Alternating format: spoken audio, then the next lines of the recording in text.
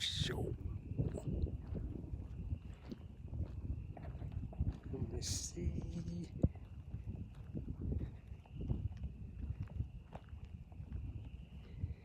Well, happy Saturday is what I should say today. Okay, everything is clear.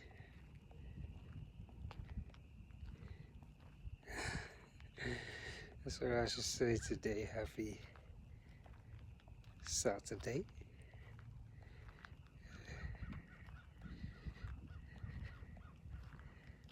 Yeah, for all the people. See it in other countries too. So I'm gonna say happy Saturday.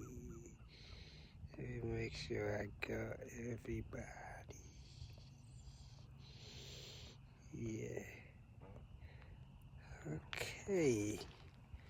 Let's start this. Beautiful, beautiful. Look at all this land like right here. All this place. Being around here makes me want to start being a farmer. I think I miss being a farmer. Maybe I should become a farmer. Kind of enjoyed being in nature today. You know, as usual. So just relaxing and just... Today is one of those days where I'm just, again, I am putting one foot in front of the other. So I'll probably do like 20 something miles today, and I'm just running based on what my head told me. So then I'll, see how much miles I'm gonna do this year. Probably go back to the 30s and 40s. So it's just kind of just gradually building into it, and the fact that I'm adding a lot more preparation, like I'm talking about the yoga and the meditation.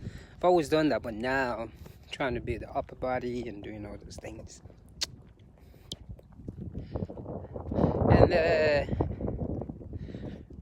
look at that wind blowing. Why just watching, shall I say. And also the whole thing behind it is being able to do this every day, that many miles. It requires a certain skill that only one can develop. The breathing exercise is one of those things. You gotta learn how to breathe, you gotta know how to breathe. So you have to know how to breathe. Body has to be relaxed. All those type of things has to come into play into it. So it's all about that relaxing, and you can't always be tense because or else it will be difficult to get up the next day and do the same thing again. And it's really funny, I really just wish I was disciplined like this when I was growing up. Because in my youth, 20s, I lack discipline. And I know when I've done a lot of things. And when I realized it, that's when I said to myself, I would never make the same mistake twice. Yeah, that's what I said, I would never make the same mistake twice. And that right there is what I'm just been practicing. So you can't make the same mistake twice. So other than that, getting up every morning is a must for me. Like around, my get up time is usually around that 2:22. Sometimes I just let the alarm go off and I will stay in there for a little bit. But right about now, then I will get up. But usually 2:22. So I've been up since 2:22 this morning. And I sort of just take my time because I don't really have much going on in the day, so I've just been really taking my time. Normally I'll get up and 4 or 5 o'clock I'll be on the road. So but like now I'm just sort of thinking, and also trying to see what I'm gonna do around here. You know, why am I here? Am I purpose? So I sort of like it. Yeah, it's very quiet. I begin to realize that city life in me is actually dissipated. So the quietness, the ability to actually get into nature all the time, it's just, there's just something about it, that just that fresh air and just being able to come out and just embrace the moment.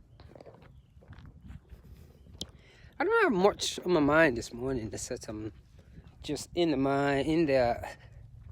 mindset of, it's almost like a zen, a peace, and just doing this thing with humbleness. You know, I'm not calling it running no more. I'm calling it putting one foot in front of the other. So I like the fact that right now, when I'm doing this live, I get to walk a little bit before I continue my running. And it's just one of those things that I just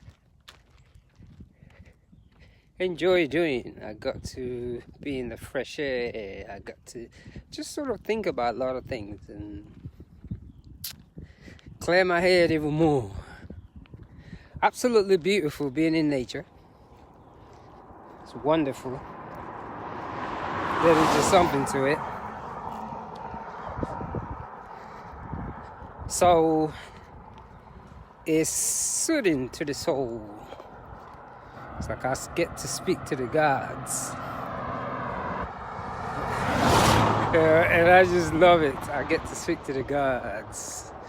And just looking at all these lands, I'm like, man, I gotta own one of these one day.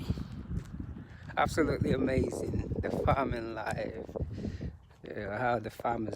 So I really look forward to looking at it and just see how the farmers actually live around here. So hopefully I'm still here in the next couple of months, but I think it's going to be a good thing to see.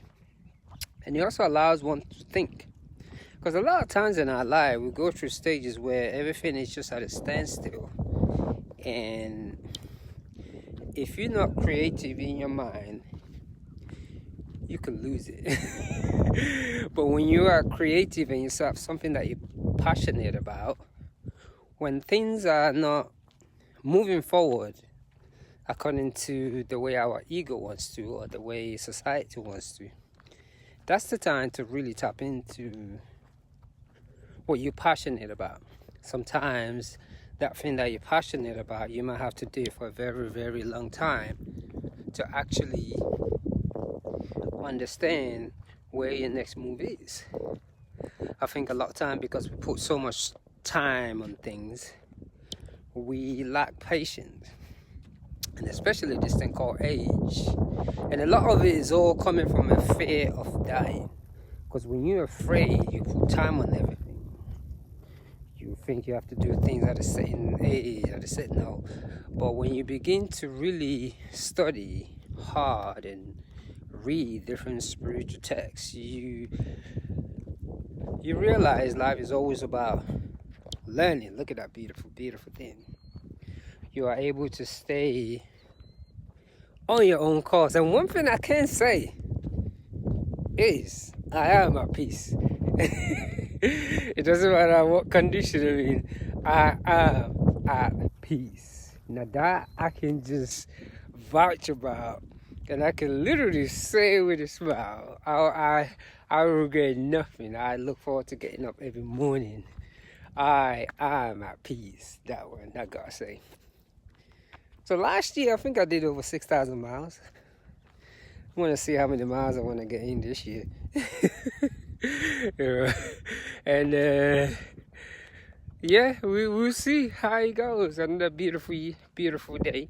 And I feel last year was another beautiful year to learn, because the whole thing about standing still really comes to play. Because during what we call the pandemic, a lot of people were actually forced to sit in the house, and many do not know how to do it. We were agitated. But for me, it was exciting because I got to do what I love and take my time doing it. I remember one morning last year I went out running, 9 o'clock, there's not a car on the street. It blew me the biscuit away. It